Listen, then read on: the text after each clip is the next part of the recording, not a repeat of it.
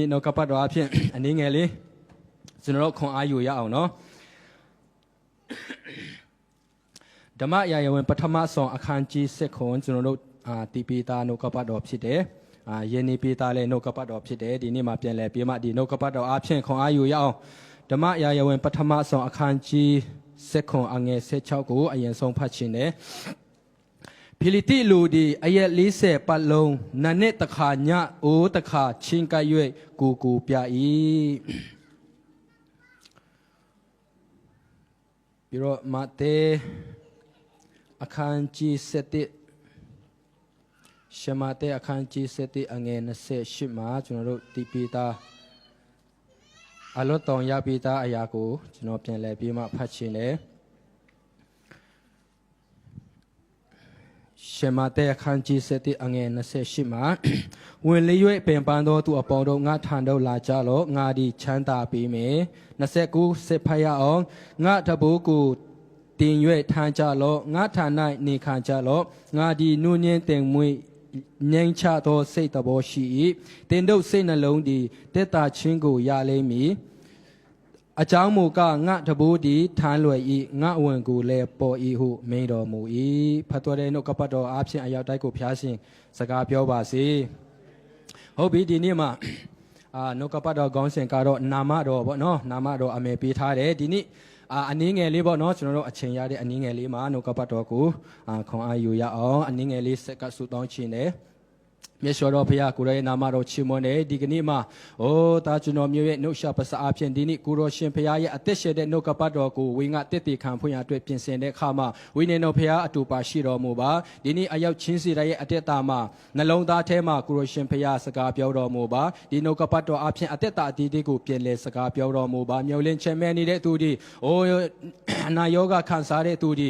လမ်းပြောက်ဆုံးနေတဲ့သူဒီအတွက်တော်၎င်းဆက်လက်ပြေးမှကိုရောရှင်ဖရာခွန်အားပေးတော်မူပါထူမပေးတနာတော်မူပါနှုတ်ကပတ်တော်အားဖြင့်အရောက်တိုင်းကိုစကားပြောတော်မူပါအချိန်နာရလုံးစုံကိုတော်လေးတော်တို့ဆုတောင်းဆက်ကအနာပါရဖာအာမင်ဟုတ်ပြီကျွန်တော်အခုနဖတ်သွားတဲ့ဒီမှာFirst Samuel ဘောနော်အခန်းကြီး7ခွန်အငယ်16မှာပါလေဖိလိတိလူဒီအရက်40ပတ်လုံးနာနှစ်တခါညတခါချင်းကရွယ်ကိုပြအေးလို့ဒီမှာကျွန်တော်တို့တွေ့ရတာဖြစ်တယ်ဆိုတော့ဒီမှာကျွန်တော်တို့တိပိတာဖြစ်တယ်ဘယ်သူအကြောင်းလဲဒါဝိနဲ့ဘယ်သူအကြောင်းလဲဂေါလိယကဘယ်လိုအခြေအနေရှိလဲဆိုတာကျွန်တော်တို့တိပိတာဖြစ်တယ်ဒီမှာအရက်40ပတ်လုံးနာနဲ့တခါညတခါဂေါလိယကဣသရေလလူမျိုးတွေကိုဆင်ခေါ်ဖို့ရအတွက်သူကမတ်တရပြေမသူတို့ကိုဆင်ခေါ်တာပေါ့နော်တယောက်ထွက်ခဲတဲ့နော် single fight မဲတဲ့ဟိုတနေ့online မှာ fight တယ်လို့ပေါ့နော် one by one ပေါ့one by one ပဲဘာလို့လဲဆိုတော့ဂေါလိယကြီးက one by one fight မဲဂေါလိယကပြောတယ်ငါနိုင်ရင်တော့ဣသရေလလူမျိုးတွေကငါတို့ရဲ့ဂျွန်ဖြစ်မယ်ဣသရေလလူမျိုးတွေကကျွန်တော်ကိုနိုင်ရင်တော့ကျွန်တော်တို့ကဂျွန်ခံမှာဖြစ်တယ်ဆိုပြီးမှသူတို့ကဆင်ခေါ်တာဖြစ်တယ်ဆိုတော့ဒီမှာအရက်40ပတ်လုံးဒီဂေါလိယကြီးကသူတို့နှစ်တခါညတခါသူတို့ကိုអော်တယ်နော်ဘယ်သူလာမလဲငါနဲ့တိုက်ဖွင့်ရအတွက်ဘယ်သူလာရဲမလဲဆိုပြီးမှအမြဲတမ်းဆင်ခေါ်တယ်လို့ဒီမှာနှုတ်ကပတ်တော်ကပြောထားတာဖြစ်တယ်ဆိုတော့ဒီမှာရက်40ကနှုတ်ကပတ်တော်ထဲမှာရက်40အနည်း40အများကြီးကျွန်တော်တို့တွေ့ရတာဖြစ်တယ်အဲ့ဒီအရက်40ဒီနံပါတ်40ရဲ့အတိတ်ဘယ်ကပါလဲဆိုတော့နောက်တစ်မျိုးကပါလဲဆင်ခေါ်ခြင်းနော်ဆင်ခေါ်ခြင်းဖြစ်တယ်လို့ပြီးတော့ပါလဲjudgment လည်းဖြစ်တယ်နော်နောဤtempleစောက်တော့ကလည်းဘုရားသခင်ကအနိကောညကောအရက်40ပတ်လုံးမိုးရွာစီတာပေါ့နော်ဘုရားသခင်ကဖြည့်စီတော့အမြအချိန်ပဲဖြစ်ပြီးတော့ဒီစုံစမ်းခြင်းပေါ့နော်စုံစမ်းခြင်းဆိုတာကမောစီလည်းဘုရားသခင်နဲ့စကားပြောတဲ့အချိန်မှာတောင်ပေါ်မှာအရက်40ပတ်လုံးပေါ့နော်ဘုရားနဲ့စကားပြောတယ်ဆိုတဲ့အခါမှာဒီ40နံပါတ်40ကတော့အမြဲတမ်းကျွန်တော်တို့ကျမ်းစာမှာအများဆုံးကျွန်တော်တို့တွေ့ရတာဖြစ်တယ်အဲ့ဒီနံပါတ်အကြောင်းတော့ပြောမှာမဟုတ်ဘူးဒါပေမဲ့ဒီမှာဒီလူဘီလူချီစောဘယ်သူလဲဂေါလိယ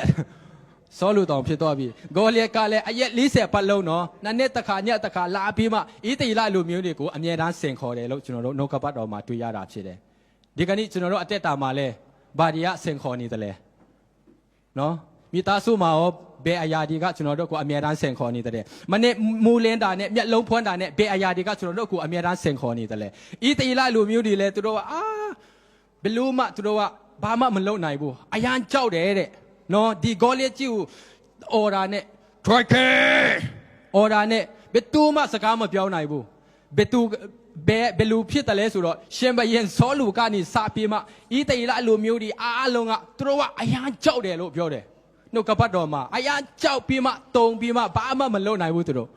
့အဲ့ဒီအခြေအနေမျိုးဖြစ်တဲ့အခါမှာသူတို့ဒီကဘယ်လိုလုပ်ရမလဲအဒီမှာကျွန်တော်တို့နံပါတ်1တိဖို့ရအတွက်ပါလဲဆိုတော့သူတို့ကဒီစစ်တိုက်နိုင်ဖို့ရအတွက်ဒါဝိရဲ့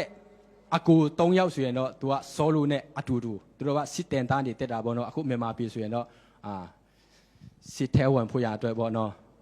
်ပြီးတော့သူတို့ထိုင်နေဒီလောက်ရတယ်ဘယ်လိုဘယ်အထိတော့လုပ်တယ်တော့မသိဘူးလေနော်ဆိုတော့အမျိုးမျိုးရှိတယ်အစင်စင်လည်းရှိတယ်အိန္ဒိယမှာဆိုရင်တော့သူတို့တကက်ဒီအိန္ဒိယတွေကတကက်သူတို့လှုပ်ရှားတဲ့အခါမှာ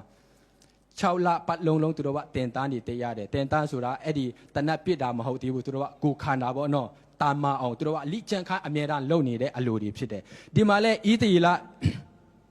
ာစစ်သားတွေလဲဆောလူနဲ့သူရဲ့စစ်သားတွေလဲသူတို့ကလိကျမ်းမှာပဲလေနော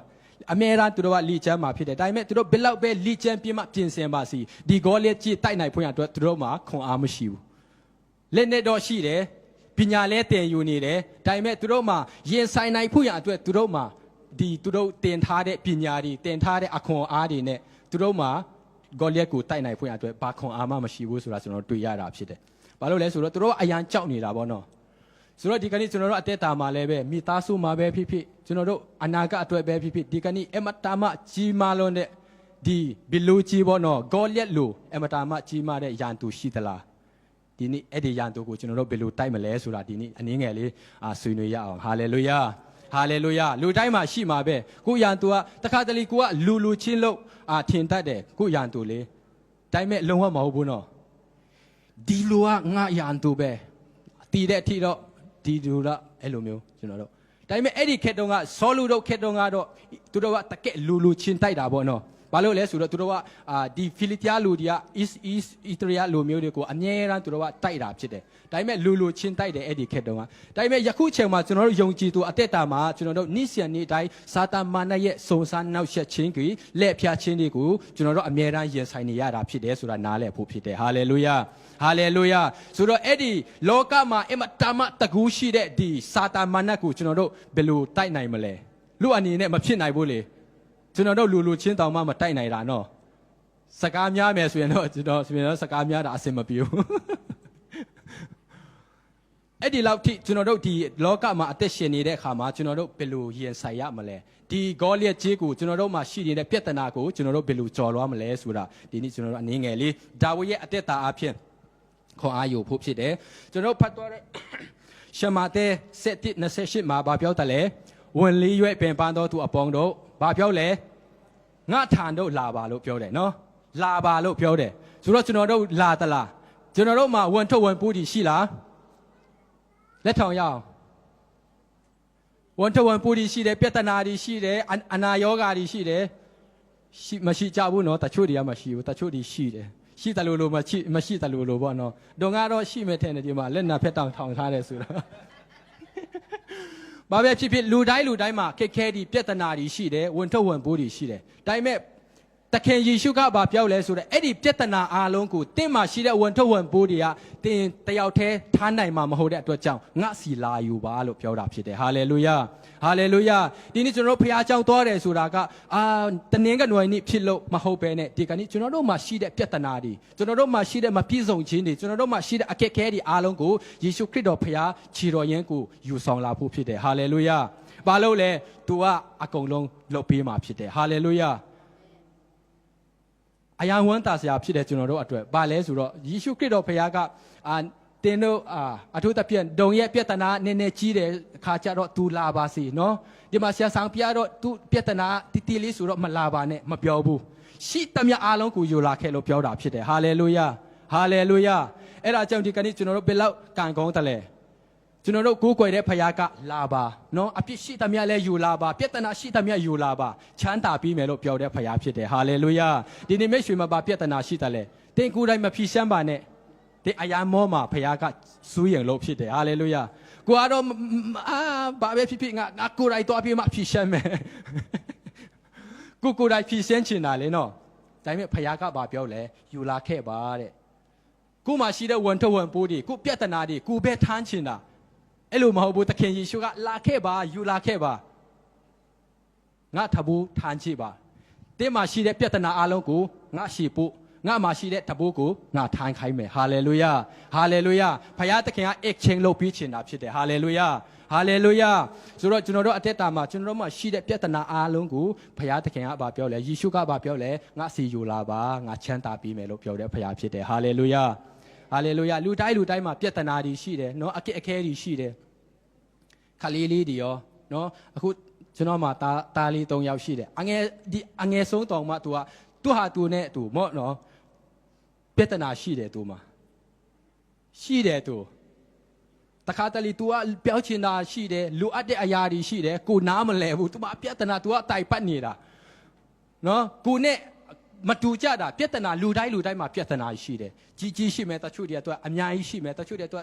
တေးလေးတွေရှိမယ်မိသားစုအိမ်ထောင်မိသားစုတိုင်းမှာလည်းပြဿနာတွေရှိမယ်ဒါပေမဲ့အဲ့ဒီပြဿနာတွေအားလုံးကိုဖြေရှင်းပေးနိုင်တာယေရှုဖခင်ဖြစ်တယ်ဟာလေလုယာဟာလေလုယာကိုမှရှိတဲ့ပြဿနာအားလုံးကိုယေရှုဖခင်ရဲ့ခြေတော်ရဲမှာကျွန်တော်တို့ချထားဖို့ဖြစ်တယ်ဟာလေလုယာအဲ့လိုဖိတ်ခေါ်တဲ့ဖခင်ကယေရှုဖခင်ပဲရှိတယ်နော်ဟာလေလုယာဟာလေလုယာကျွန်တော်ပြောရင်တော့ပြဿနာရှိတဲ့သူလာခဲ့ဆိုရင်ကျွန်တော်ခေါ်ရင်ဘယ်သူလာမလဲဘယ်သူမှလာမှာမဟုတ်ဘူးလေကျွန်တော်လုပ်ပြီးနိုင်မှာမဟုတ်တာဘယ်သူမှလာမှာမဟုတ်ဘူးဒါပေမဲ့ယေရှုဖခင်ကအသက်ရှင်တဲ့ဖခင်ကကျွန်တော်တို့အရောက်တိုင်းကိုဖိတ်ခေါ်နေတာဖြစ်တယ်ဟာလေလုယာလာခဲ့ပါဖြည့်ရှင်ပေးမယ်လို့ပြောတဲ့ဖခင်ဖြစ်တယ်ဟာလေလုယာဆိုတော့ကျွန်တော်တို့နှုတ်ကပတ်တော်ကိုဆက်ပြီးမှဖတ်ချင်တယ်ကျွန်တော်တို့အခုနဖတ်သွားတဲ့ခန်းကြီးဆက်ခွန်အငယ်44ကနေဆက်ပြီးမှ46အထိဖတ်ချင်တယ်တဖန်ဖိလိတိလူကလာခဲ့တင်းအသားကိုမူကောင်းကဲငဲ့နဲ့တောသားရဲတို့အားငါပေးမယ်ဟုဒါဝိဒ်ကိုဆို၏ဒါဝိဒ်ကလည်းတင်းဒီဒါလန်ဂီဒုံပါလျက်ငါထံတို့လာ၏ငါဒီတင်ချိန်ပါတော့ဤတရေလဘူချီတို့၏ဖျားသခင်ကောင်းကင်ဘူချီအရှင်ထာဝရဘုရား၏နာမတော်ပါလျက်တင်ရှိရာတို့လာ၏ထာဝရဘုရားသည်တင့်ကိုငါလက်၌ယနေ့အတော်မူသဖြင့်တင့်ကိုငါတိုက်၍လေပြင်းကိုဖြတ်မည်ဖိလိတိဘူချီအတီကောင်များကိုမူကောင်းကဲ့ငဲ့နှင့်တောသားရဲတို့အားယနေ့ငါပေးမည်ဤတည်လအမျိုး၌ဘုရားသခင်ရှိတော်မူသည်ကိုမိကြီးသားအပေါင်းတို့သည်တည်ကြလိမ့်မည်ဟာလေလုယာဟာလေလုယာခုနဖတ်တော်တဲ့နှုတ်ကပတ်တော်မှာဒီမှာစင်ခေါ်နေပြီနော်ဂေါလိယကလည်းအရက်40ပတ်လုံးစင်ခေါ်ပြီးဘယ်သူမှထွက်မလာရဲဘူးအဲ့ဒီချိန်မှာအဲ့ဒီနောက်ဆုံးအချိန်ကတော့ဒါဝိဒ်လာတဲ့အချိန်ထင်တယ်နော်အရက်40မြောက်နဲ့နှိထင်တယ်ဒါဝိဒ်လည်းလာတယ်သူလာချင်တော့လာတာမဟုတ်ဘူးဒါဝိဒ်ကအရန်တွားချင်တယ်ဒါပေမဲ့မတွားခိုင်းဘူးသူ့အဖေကသူကဘာလုပ်ခိုင်းလဲဆိုတော့သူ့အဖေကဒါဝိဒ်ကိုတောထဲမှာသူ့ကြောင်းပါတဲ့သူ့အကိုတွေတော့အဲ့ဒီစစ်တပ်ထဲမှာတွားခိုင်းတာပေါ့နော်ဘာမှလုပ်နိုင်တာလည်းမဟုတ်ဘူးသူ့အကိုတွေတွားခိုင်းတယ်ဒါဝိဒ်ကတောထဲမှာသူ့ကြောင်းနေတဲ့အချိန်မှာသူ့အဖေကဒါဝိဒ်ခေါ်တယ်ဒါဝိဒ်လာခဲ့ပါအကူတို့ကိုတွားကြည့်ပါဗောနော်ဘယ်လိုအခြေအနေရှိလဲတွားကြည့်ပါဒီမှာသူတို့စားစရာတွေလဲစားစရိတ်တွေတွားပို့ပေးပါဆိုပြီးမှလွတ်လိုက်တဲ့အခါမှာဒါဝိဒ်လည်းရောက်လာတဲ့အချိန်မှာအဲ့ဒီဂေါလိယကြီးကစင်ခေါ်တယ်နော်နိတိုက်အရက်40လုံးပုံမှန်အတိုင်းပဲစင်ခေါ်တဲ့အခါမှာအဲ့ဒီဒါဝိဒ်ရောက်လာတဲ့အခါမှာဗာလဲဆိုတော့အငယ်31ကိုဖတ်ချင်တယ်သူတို့ဒါဝိဒ်ပြောသောစကားကိုကြားသောသူတို့သည်ရှောလုထံသို့ကြားလျှောက်သောဒါဝိဒ်ကိုခေါ်တော်မူ၏ဒါဝိဒ်ကလည်းသူလူကြောင့်အဘယ်သူမျှစိတ်မပြတ်စေနဲ့တဲ့ဟာလေလုယာဟာလေလုယာသူတို့အယံကြောက်နေတယ်နော်ဒီဤတေလတမျိုးသားအလုံးကိုကြောက်တယ်ဘယ်သူမှစကားလည်းမပြောနိုင်ဘူးတူလေးပြောနော်ခါလေးဒီဆိုရင်မပြောနဲ့ကျွန်တော်အောက်လိုင်းကနေမလေးရှားလာတဲ့ချိန်မှာတည်တယ်မလားမစူညံနဲ့တဲ့အဲ့ဒီမှာပွဲစားတွေကစကားမပြောနဲ့နော်ငင်နေနော်ဆိုပြီးမှပြောတယ်ဗာလဲကျတော့စကားတွေပြောတယ်စူညံတယ်ဆိုရင်တော့တခြားလူတွေကြားမှာဆိုလို့ပေါ့နော်ရဲဒီဖမ်းမှာဆိုလို့အဲ့လိုမျိုးဖြစ်တယ်ဒီမှာဘယ်သူမှစကားလည်းမပြောရတဲ့အချိန်မှာဒါဝိဒ်ကဘာပြောလဲဆိုတော့အဲ့ဒီလူကြောင့်ဘယ်သူမှစိတ်မပြတ်စီနဲ့တဲ့ဟာလေလုယာဟာလေလုယာဒါဝိဒ်က तू ကစစ်တပ်ထဲမှာလဲတခါမှစစ်တင်တန်းလည်းမတက်ခဲ့ဘူး तू အဖေရဲ့တူဒီတော်ထဲမှာတူချောင်းပြီးမှအဲ့ဒီဗာလေသူအကူဒီစီမှာခဏလေးသူတို့ကဗာလေရိတ်ခါဒီပို့ရက်နဲ့အဲ့ဒီဂေါလျက်ကြီးရဲ့အတန်ကိုကြားတဲ့အခါမှာသူကဗာပြောလဲအဲ့ဒီလူကြောင့်ပဲသူမစိတ်မပြတ်စီနဲ့တဲ့ကျွန်တော်တွားရွိုက်သူဖိလိတိလူကိုတိုက်ပါမယ်ဟုရှောလူအားရှောက်လင်းတဲ့ဟာလေလုယာဒါဝိဒ်ကတော့ငါတိုက်မယ်တဲ့ဘယ်သူမှစိတ်တိုင်းမချစီနဲ့မကြောက်တော့စီနဲ့မကြောက်တော့နဲ့ငါတွားပြီးမှတိုက်မယ်တဲ့အဲ့ဒီရှင်ဘယံဆောလူရှိမှပြောတာနော်ဒါဝိဒ်ကငါတွားတိုက်မယ်တဲ့အဲ့ဒီချိန်မှာဒီမှာရှောလူကဘာပြောလဲဆိုတော့ရှောလူကတင်ဒီသူဖိလိတိလူကိုတွားရွိုက်မတိုက်နိုင်တင်ဒီနုပြူသောသူဖြစ်၏သူသူဒီပြူသောအရွယ်မှစ၍စစ်သူရဲ့ဖြစ်ပြီးဟုဒါဝိဒ်အားဆိုတော့ဒါဝိဒ်ကကူတော့ကြော်နေအပိုက်သူတို့ကိုထိန်ချောင်းစဉ်ချင်းတိတ်နဲ့ဝင်နေလာ၍သူတငယ်ကိုသူစုထဲကကိုက်ချီပါ၏ကျွန်တော်လိုက်၍တတ်သဖြင့်သူတငယ်ကိုသူ့ပါဆက်ထဲကနှုတ်ပါ၏ဝင်ဒီကျွန်တော်ကိုပြန်၍ကိုက်သောအခါဝန်ဤမုတ်စိတ်ကိုကိုက်၍ရိုက်တတ်ပါ၏ကူတော့ကြော်နေချင်းတိတ်နဲ့ဝင်နှကောင်လုံးကိုတတ်ပါ၏အယီဖြားမလီချင်းကိုမခံတော်သူဖိလိတိလူဒီအသက်ရှင်တော်ဖျားသခင်ဤဘူချီတို့ကိုကျင့်ပါသောကြောင့်သူအကောင်တကောင်ကဲ့သို့ဖြစ်ပါလိမ့်မည်ချင်းတိတ်လက်ဝင်လက်မှကျွန်တော်ကိုကယ်နှုတ်တော်မူသောထာဝရဖျားသည်သူဖိလိတိလူလက်မှကယ်နှုတ်တော်မူလိမ့်မယ်ဟုရှောလူအားလျှောက်တော်ရှောလူကတွားလောထာဝရဖျားသည်တင်နှင့်အတူရှိတော်မူပါစီတော်ဟုအဆိုလေဟာလေလုယာဒါဝိဒ်ကငါသွားမယ်တဲ့တိုက်မယ်တဲ့နိုင်မယ်တဲ့ဘာလို့လဲဆိုတော့ကျွန်တော်အားတဲ့ဒီအဖေရဲ့ဒူးဒီကြောင်တဲ့အခါမှာတဲ့ဒူးဒီကိုကိုက်စားဖို့ရအတွက်ချင်းတိတ်ဒီဝင်ဒီလာတဲ့အခါမှာအဲ့ဒီချင်းတိတ်ဒီဝင်ဒီကတပ်ပစ်လိုက်တယ်လို့ပြောတယ်မုတ်စိတ်ကနေကိုက်ပြီးမှတပ်ပစ်လိုက်တယ်တဲ့အဲ့ဒီဂေါလျက်ကြီးကအဲ့ဒီလောက်ကြောက်စရာမဟုတ်ဘူးအဲ့ဒီဝင်မဟုတ်ရင်တော့ချင်းတိတ်အကောင်နှစ်ကောင်ကတကောင်ကဲတော့ဖြစ်လိမ့်မယ်ဆိုပြီးမှဒါဝိဒ်ကပြောလိုက်တာဖြစ်တယ်ဟာလေလုယာဟာလေလုယာဘာဖြစ်လို့ဒါဝိဒ်ကဆောလူကဘာပြောလဲဒါဝိဒ်နင်ပါစဟာပြီးမှရှောက်ရှောက်မပြောနဲ့နော်ဆောလူကအဲ့လိုမျိုးပြောတာဒါဝိဒ်ရှောက်ရှောက်အောင်မအောင်နဲ့နော်ငင်နေစမ်းပါအဲ့ဒီဂေါလျက်ကြီးကသူပြူသောအရွယ်မှအဲ့ဒီစစ်သူရဲ့ပေါ့နော်စစ်တပ်ထဲမှာဝင်ပြီးမှသူကစစ်ပညာကြီးအကုန်လုံးတင်ယူနေတာဖြစ်တယ်ဒါဝိဒ်ကအခုခလေးလေးပဲရှိသေးတယ်လူပြူပေါက်စားပေါ့နော်တော်ထဲမှာသူကြောင်သေးတယ်ဘာမှစစ်တင်တန်းကြီးစစ်ပညာကြီးတော့တက်တာလည်းမဟုတ်ဘူးဘယ်လိုတိုက်မလဲဆောလူကအဲ့လိုမျိုးပြောတာဖြစ်တယ်ဒါပေမဲ့ဒါဝိဒ်ကဘာပြောလဲငါသွားမယ်ဖျားသခင်ကအတူပါရှိမယ်မှာဖြစ်တယ်အဲ့ဒီအယီဖြားလေးချင်းမခံတဲ့ဒီဖိလိတိလူကြီးကိုငါတိုက်မယ်ဆိုပြီးမှဒါဝိဒ်ကရှင်ဘယံဆောလူရှိမှအခွင့်တောင်းတာဖြစ်တယ်ဟာလေလုယာဟာလေလုယာဒီကနေ့အသက်တာမှာလည်းပဲအဲ့လိုမျိုးအချက်အနည်းတွေကျွန်တော်တို့အမြဲတမ်းရင်ဆိုင်နေရမှာပဲနော်ယုံကြည်ခြင်းနဲ့လုံမဲ့ဆိုတဲ့ချိန်မှာလေရှင်ဘယံဖြစ်ပြီးမဲ့ဇောလူပုံစံအနုလက္ခဏာဘက်ကနေဒီမလုံနိုင်ပါဘူးမဖြစ်နိုင်ပါဘူးအမြဲတမ်းစာတန်ကကျွန်တော်တို့နောက်ဆက်မှာဖြစ်တယ်ဟာလေလုယာဒီကနေ့သင်ရဲ့အသက်တာမှာလေအမတာမဂေါလျက်လောက်ကြီးတဲ့နော်ပြဿနာတွေရှိသလား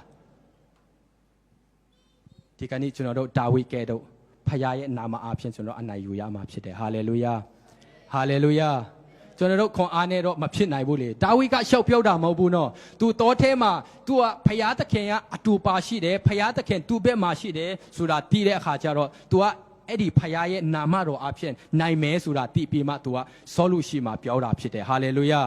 ဟာလေလုယာကျွန်တော်တို့ကိုဗာလဲဘာစကားပြောကြလဲမရှိလို့အဲ့လိုမျိုးရှောက်ပြောတာမဟုတ်ဘူးဒါဝိဒ်ကသူ့မှာရှိတဲ့အရာကဘာလဲဆိုတာသူကတီချာတီလို့ဖြစ်တယ်ဟာလေလုယာဟာလေလုယာငါတော်ပြီးမှတိုက်မယ်တဲ့ဆိုတော့အခုနောက်ဖတ်သွားပြီးအငယ်အပိုက်ငယ်44 45 46မှာကျွန်တော်ဖတ်သွားတဲ့နေရာမှာဗာလဲဆိုတော့ဒါဝိဒ်ကဗာပြောတယ်လဲဆိုတော့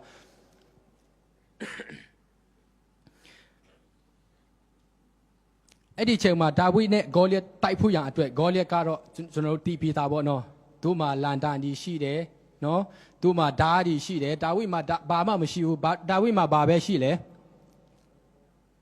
လောက်လွဲပဲရှိတယ်လောက်လွဲနဲ့ကြောက်ခဲငါးလုံးပဲရှိတယ်သူ့မှာအဲ့ဒါနဲ့လာတယ်ဂေါလျက်ကြီးကတော့အဲ့ဒါမဟုတ်ဘူးသူ့မှာဓာတ်လိုအယံဓာတ်ရှိတယ်လန်တန်ကြီးရှိတယ်သူ့မှာလည်းစစ်ဝက်စုံကြီးရှိတယ်ဒါဝိဒ်မှာဘာမှမရှိဘူးပေါ့နော်လာတယ်လာတိုက်မဲ့ချိန်မှာဂေါလျက်ကဘာပြောလဲဒါဝိဒ်နေငါကိုတိုက်ဖို့ရအတွက်လာတာနော်လွယ်အိတ်လေးနဲ့ နော်အဲ့ဒီလောက်လွဲလေးနဲ့လာတာငါခွေးဖြစ်သလားဆိုပြီးမှဂေါလိယကမေးတယ်ဒါဝိဒ်ကတော့ငါအဲ့ဒီခွေးထက်တောင်ကပူဆိုးမှန်းတယ်အဲ့လိုမျိုးပြောတာဒါဝိဒ်ကဘာလဲဆိုတော့ဒါဝိဒ်ကငါတတ်စွမ်းတယ်ငါတိုက်နိုင်မယ်ဆိုတာသူဟာကူဘောတော့သူဟာသူအာကူလို့မဟုတ်ဘူးသူ့မှာအသက်ရှင်တဲ့ဖခင်ရှိတယ်ဆိုတာနံပါတ်1သူတည်လို့ပဲဖြစ်တယ်ဟာလေလုယာသူ့မှာဖခင်ရှိတယ်အသက်ရှင်တဲ့ဖခင်ရှိတယ်အဲ့ဒါကြောင့်ဒီသူကြောင့်တဲ့အချိန်ကာလမှာအဲ့ဒီဝင်ဒီချိန်တိတ်ဒီတပ်ပစ်တကယ်တော့ဒီနော်ဖျားကိုမယုံကြည်တဲ့သူမောတမင်အဖြစ်ပြောမယ်ဆိုရင်ဒီလောကသားတယောက်ကိုငါနိုင်မယ်ဘာလို့လဲဆိုတော့ငါမှာဖျားရှိတယ်ဆိုတော့ဒါဝိဒ်ကကောင်းကောင်းသိတာဖြစ်တယ်ဟာလေလုယာဒီကနေ့လဲကျွန်တော်တို့ဒါဝိဒ်ကိုကျွန်တော်တို့အတူယူရအောင်ဒါဝိဒ်ကဲတော့ကျွန်တော်တို့ရဲရပ်နိုင်ဖို့ရအတွက်တိုက်နိုင်ဖို့ရအတွက်ကျွန်တော်တို့မှာဘာလို့တလဲဆိုတော့ကျွန်တော်တို့မှာဖျားသခင်ရှိတယ်ဆိုတာကျွန်တော်တို့နံပါတ်1တည်ဖို့လိုတယ်ဟာလေလုယာဟာလေလုယာအဲ့ဒီဣသရေလလူမျိုးတွေကဖျားရှိတယ်ဆိုတာတိလားသူတို့လည်းအသက်ရှင်တဲ့ဖျားကိုကူးကွယ်လားကူးကွယ်တယ်လေဣသရေလလူမျိုးတွေကအဲ့ဒီဒါဝိဒ်ကူးကွယ်တဲ့ဖျားပဲကူးကွယ်တာဒါပေမဲ့သူတို့ကတယောက်မှဂေါလိယတိုက်ဖို့ရအတွက်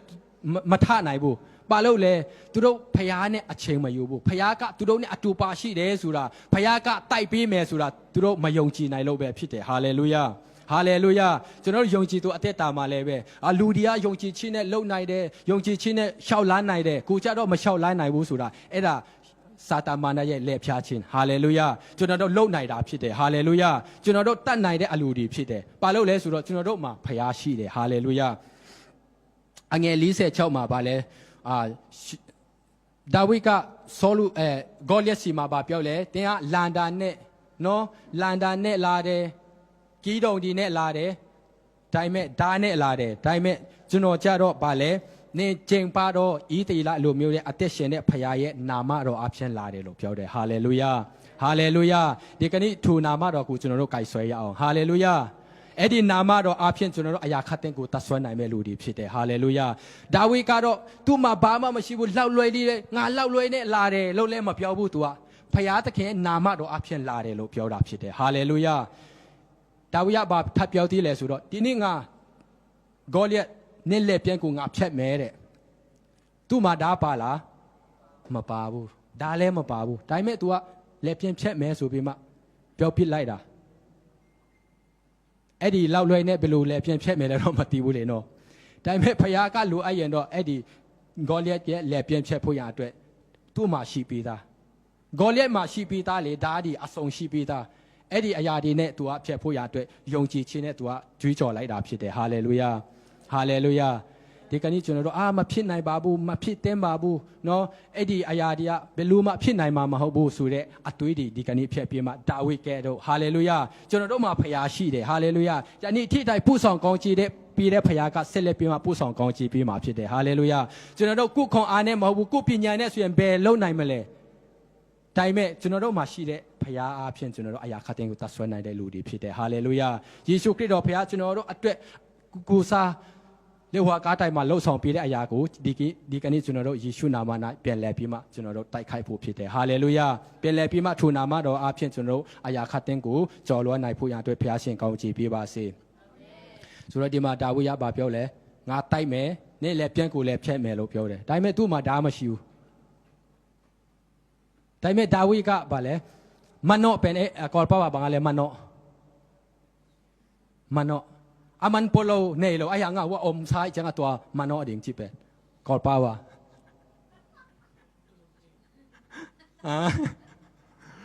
Dawi ka era tong da le tu ma da ma shi bu le dai me hu ma Goliath ma shi pi ta era tu a mano pi ma edi da ne tu let pian ko phyat pho phit de hallelujah hallelujah ယုံကြည်ခြင်းဆိုတာအဲ့ဒါပဲဖြစ်တယ်အဲ့ဒါကြောင့်ကျွန်တော်တို့အသက်တာမှာလေဘုရားသခင်ကပြင်ဆင်ပြီးမယ်ဆိုတာထက်လေကျွန်တော်မှာဖျားရှိတယ်ငါဒါလုပ်မယ်ဆိုရင်တော့ဖျားကအတူပါရှိမှာဖြစ်တယ်အဲ့ဒီဂေါလိယကြီးကိုရင်ဆိုင်နိုင်ဖို့ရအတွက်ဒါဝိဒ်မှာဘာခွန်အားမှမရှိဘူးဘာပညာမှလည်းမရှိဘူးဒါပေမဲ့ तू တိုက်ဖို့ရအတွက် तू မှာဘာရှိလဲဖျားရှိတယ်ဟာလေလုယာအဲ့ဒီဖျားကအနိုင်တိုက်ပြီးမှဖြစ်တယ်ဆိုတာ तू ကယုံကြည်ခြင်းနဲ့ရှောက်တာတဲ့အခါမှာ तू မှာလည်းဒါမှမပါဘူးဘာမှလည်းမပါဒါပေမဲ့ဂေါလိယလက်ပြက်ကိုဖျက်ဖို့ရအတွက်ဟိုမှာရှိပြီးသား तू ကမနှော့လိုက်တာဖြစ်တယ်ဟာလေလုယာဟာလေလုယာကျွန်တော်တို့လည်းအတူတူပဲနော်ဟိုမှာတငယ်ချင်းတွေဟိုတနေ့ရောက်လာတယ်သူတို့ကရောက်လာတော့ မလေးရှားတွားဖို့ရအတွက်သူတို့ကအမြဲတမ်းပြောတယ်3လ4လတနည်းတောင်ကြာပြီပြင်ဆင်တာဒါပေမဲ့အဲ့ဒီပြင်ဆင်တဲ့အချိန်မှာသူတို့က Facebook တော့ဖုန်းတော့ရှိတယ်လေဒါပေမဲ့ဘာမှမပြင်ဆင်ဘူးသူတို့ကအင်္ဂလိပ်စကားပဲဖြစ်ဖြစ်မလေးစကားပဲဖြစ်တရုတ်စကားပဲဖြစ်ဖြစ်နည်းနည်းပါးပါးကြိုပြီးမှလီကျန်းတယ်နော်တင်တယ်ဆိုတာဘာမှမရှိဘူးအဲ့လိုမျိုးလာတာအိုးတနည်းတောင်ကြာပြီဆိုတော့ရောက်လာအခုဗာလဲမလေးစကားတွေရောတရုတ်စကားတွေရောနည်းနည်းပါးပါးတင်လာအဓိကအဖြစ်ဒီနံပါတ်တွေပေါ့နော်စတူဒူဝတီကားတွေရောတင်ထားလာဆိုတော့ဘာမှမတင်ထားဘူးဘာလို့လဲအဲ့ဒီမလေးရှားလာဖို့ရအတွက်တနည်းတောင်အချိန်ရပြီးမှပြင်ဆင်တာလေပြောပြတယ်အဲ့ဒီအရာဒီအားလုံးကဒီမှာမနော့တာလေဒီရောက်မှတင်မှာပေါ့အဲ့လိုမျိုးပြောဆိုတော့ဒါဝိကအဲ့လို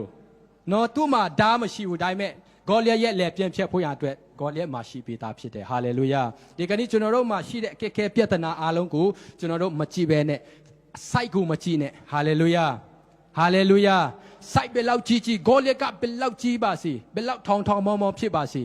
ဒါဝိကတော့စိုက်မကြည့်ဘူးသူ့ quality ပဲကြည့်တာဖြစ်တယ်ဟာလေလုယာဂေါလိယကဘာမှလုပ်နိုင်မဲ့သူမဟုတ်ဘူးဆိုတာသူသိတယ်စိုက်ကတော့အကြီးကြီးပေါ့နော်အကြီးကြီးဘာမှသုံးစားလို့မရဘူးဆိုတာဒါဝိကအဲ့လိုမျိုးမြင်သွားတာဖြစ်တယ်ဟာလေလုယာဟာလေလုယာသူ့မှာရှိတဲ့အရာထက်ငါ့မှာရှိတဲ့ဖခင်ကပိုပြီးမှတကူရှိတယ်ဆိုတာဒါဝိကတည်တဲ့အခါမှာဖခင်ရဲ့နာမတော်အဖြစ်ငါလာမယ်နင်းလက်ပြတ်ကိုဖျက်မယ်ဆိုပြီးမှ